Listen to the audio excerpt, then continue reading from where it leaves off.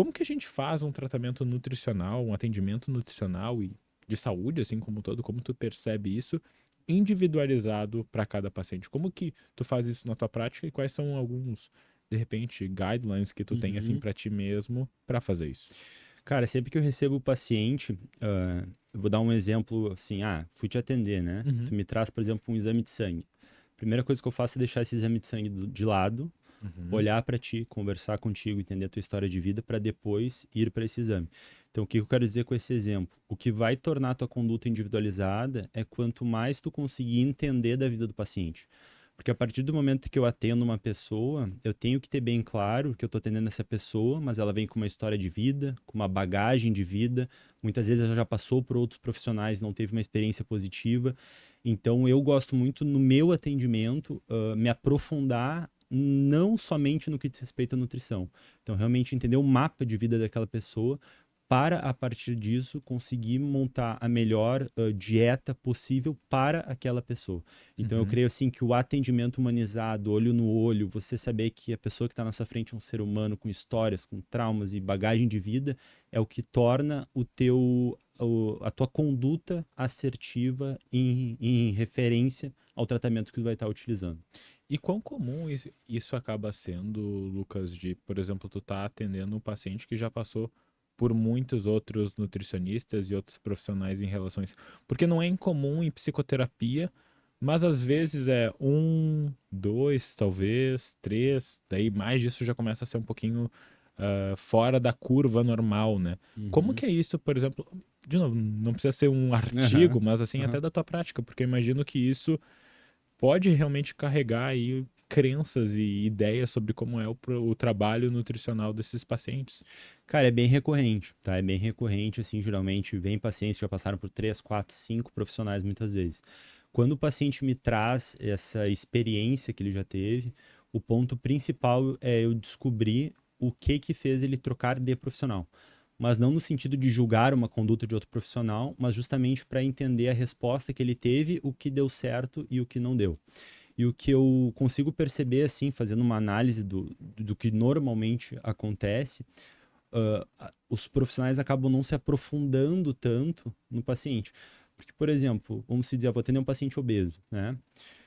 Racionalmente, esse paciente sabe que ele vai viver menos, que ele vai desenvolver doenças, ele sabe que ele Sim, todos tem. aqueles indicadores de saúde que a gente tem baseado em pesquisa que podem levar. De novo, a gente não vai tirar uma decisão precipitada sem olhar nenhum tipo de exame que a pessoa não está saudável, mas de novo, a gente sabe quais são os indicadores de saúde, né? Exato. Então, quando eu atendo esse paciente, ele está nesse quadro, por exemplo, de obesidade, eu tenho que entender que tem um problema mais profundo ali. Ele não está muitas vezes obeso porque ele quer, porque ele acha bonito, porque ele gosta. Uhum, E na hora de fazer a prescrição da dieta, eu tenho que levar isso em conta.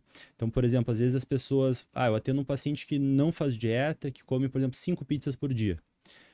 Matematicamente falando, para o processo de emagrecimento, se eu reduzir esse cara de 5 pizzas para 4, ele tem um processo de emagrecimento. Eu não uhum, preciso passar ele de 5 pizzas para frango, salada, arroz integral e acabou o assunto. Então, essa sensibilidade de não ter uma neurose saudável, uhum, sabe? Uma coisa assim, precisa ser um negócio extremamente saudável e tal, e levar em conta a aderência do paciente no longo prazo, é o que eu vejo que realmente transforma a jornada dele e tu não dá uma dieta para ele. Tu consegue fazer uma mudança no estilo de vida que vai ser sustentável para uma vida. uhum. Até porque quão sustentável fica daí de tu fazer uma mudança tão radical mesmo, porque se a pessoa tem um padrão alimentar, ou, por exemplo, eu me lembro da conversa que eu tive com o Rafa, que foi psiquiatra que veio falar aqui sobre atividade física, né? Uhum, E a gente estava falando sobre a importância da atividade física e como muitas vezes médicos prescrevem atividade física e chega pro paciente e diz: tá, tu tem que fazer atividade física, mas isso acaba sendo quase como uma punição e a uhum. pessoa acaba nem fazendo atividade física. E muito mais de poder buscar, de repente, o que, que realmente a pessoa gosta e tentar engajar e motivar. E eu fico pensando se isso também não acaba se aplicando para nutrição, porque, eu vou querer, e daí de novo, nenhum problema com a chia, tá, gente?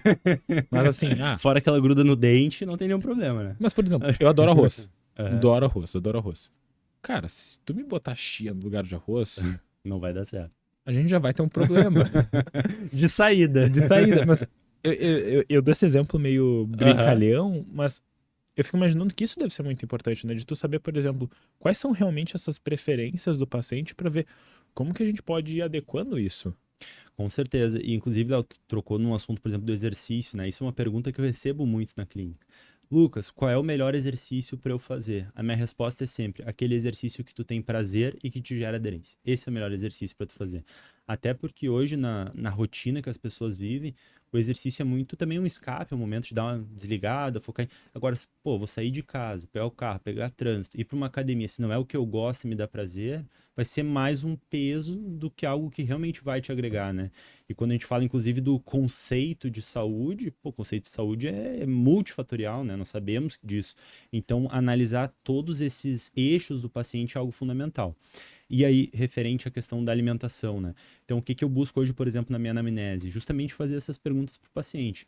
Léo, tem algum alimento que tu não goste de comer? Tem algum alimento que tu goste muito de comer, que tu gostaria que tivesse no plano? Porque tudo isso nós conseguimos adequar. Uhum. Então, quando o paciente ele consegue ser sincero na consulta e consegue realmente transparecer e passar para o profissional os gostos dele, os hábitos que ele tem, etc., tu consegue sim montar um cardápio para ele poder seguir que seja prazeroso, que ele não esteja num regime alimentar, sabe? Então, isso eu noto muito assim, para mim o ponto-chave de entendimento do paciente se chama anamnese. Então, uma boa Uhum. anamnese te dá uma conduta assertiva. Até porque eu imagino que isso orienta, né, o teu trabalho. Ele orienta também quais são esses objetivos do paciente, os teus objetivos daí de poder ajudar essa pessoa.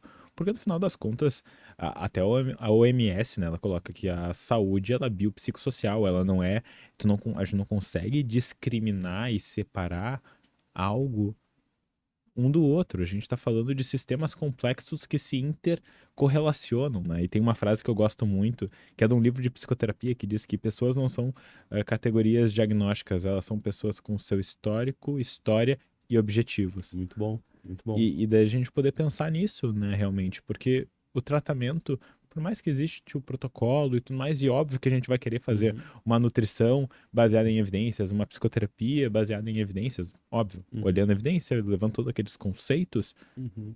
no final das contas é um trabalho para aquela pessoa, né? Exato, e entender o mundo dela, né? Então, às vezes, por exemplo, pô, como é que eu vou querer dizer pro meu paciente não comer nada fora da dieta se ele tem um evento social, se ele tem o domingo em família, se ele tem os momentos importantes para ele? Isso eu devo levar em conta. Então, e às vezes o paciente ele vem assim num hiperfoco que muitas vezes não é saudável, sabe? Uhum. Então, o paciente é muito extremista. Ah, ou eu sigo a dieta 100% ou não vai adiantar para nada. Não, calma, tem um equilíbrio nesse meio do caminho e é esse equilíbrio que a gente tem que atingir justamente para que o processo seja sustentável.